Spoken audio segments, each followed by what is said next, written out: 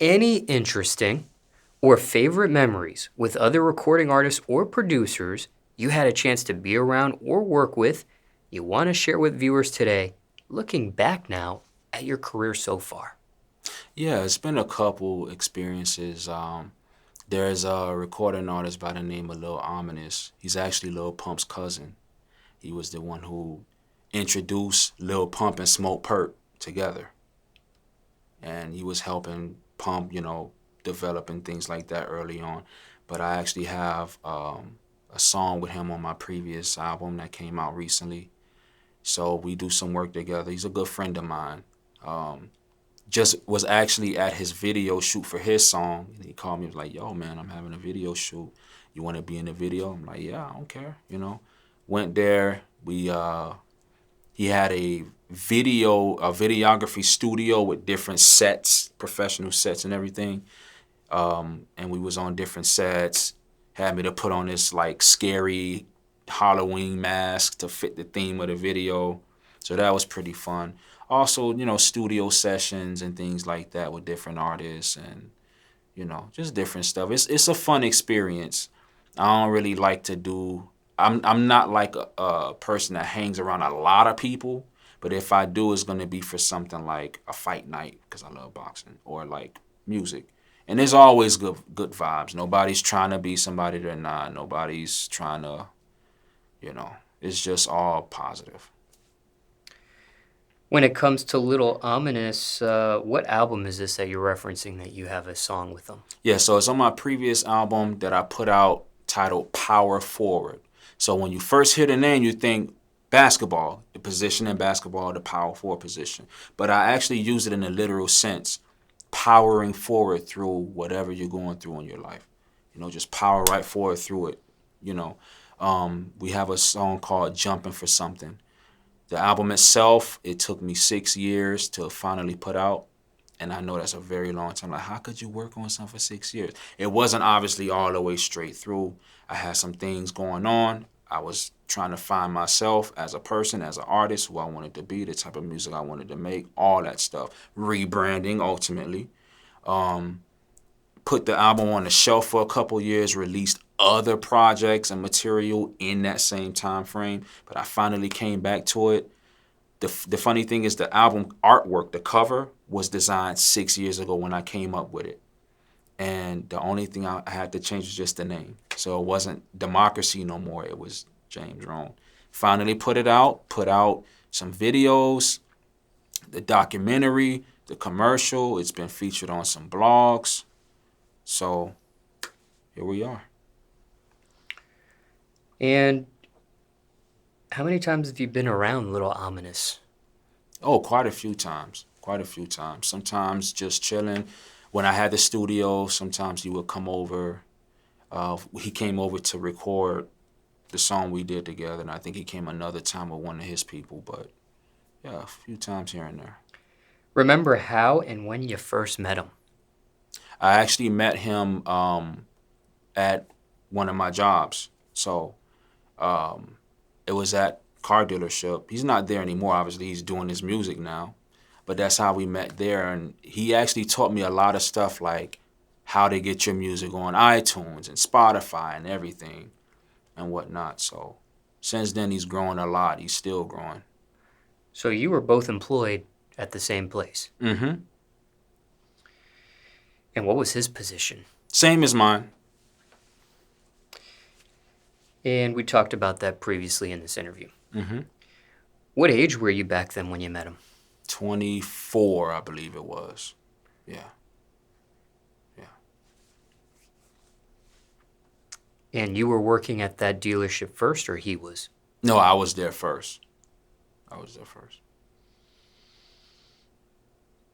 And what is he really like? No, just chill person. Funny too, funny guy. Funny, really, really funny guy. But just chill, not trying to do too much.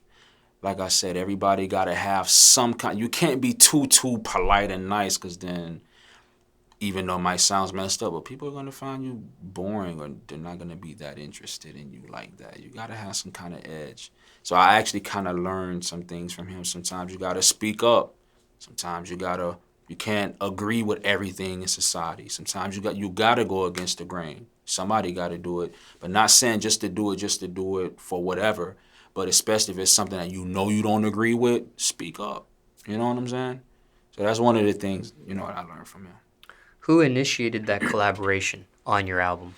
I did. Yeah, I know the type of track that it was. It wasn't my ideal sound because the beat is more of a dark, kind of hard-hitting type of beat.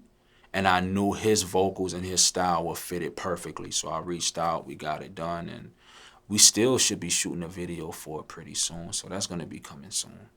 And was this something that was recorded while you two were working together or after he had left? No, this was way after he left. You still continued to work at that dealership? Right.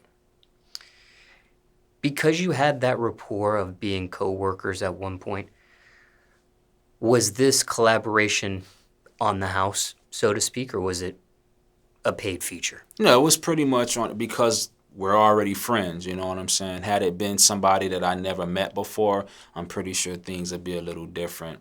Especially nowadays, we work in a day and age where it's like, and I actually had another friend who mentioned something like that. You got guys, you pay me and things like that, but it's like you're not Jay-Z, you're not, who are you to, you know what I'm saying? You on the same level I am. What are we talking about?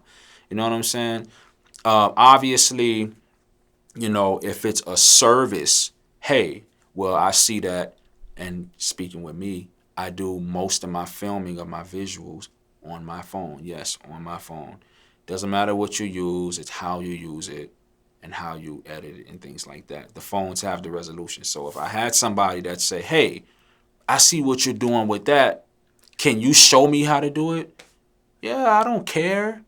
You know what I'm saying? I wouldn't mind. I wouldn't just drive across the country and go and, but hey, look, on this next day where I'm filming my stuff, come on by. And then on the spot, you'll learn in real time how this works. See what I'm saying? But if they ask me, hey, I want you to do what you did for yours, if you could film the same thing for mine, then it'll be like, okay, well, now you're asking for a service and you're paying somebody for their time and service. And even then, depending on who it is, it's like, when you get to a certain point, you will need to be compensated for your time and your services because nothing's free in life. But I saw somewhere was like, you got to start somewhere. You had some people who probably own a multi-million-dollar shirt company, but they had to give some shirts out in the beginning when they started printing them in their house. You got to start somewhere, I think we got to get out of this whole arrogant thing that we're in right now. Get paid. Your time is valuable. But if you're at the same level as somebody else, come on, man. Leave the ego at the door. You know what I'm saying? Come on.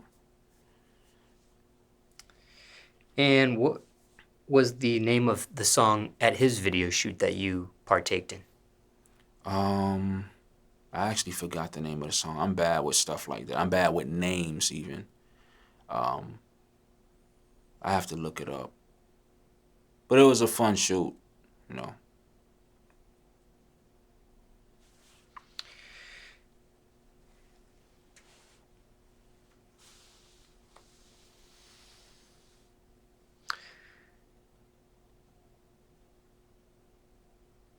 When it comes to Lil Ominus, what's the best advice you received from him, or most important thing you learned being around him? Just continue to put out content. Keep doing music, putting out your music. It was getting to a point where I was like, man, like I know the type of music I make is not the norm. It's not the stuff you hear every day. But you just saying, don't worry about that. Just keep doing what you're doing. And eventually people are going to see that it's different. And when you're being yourself and you're being genuine, people will follow suit for whatever reason they might have to do that. You know what I'm saying? So that was probably the best advice that I've been given, from him.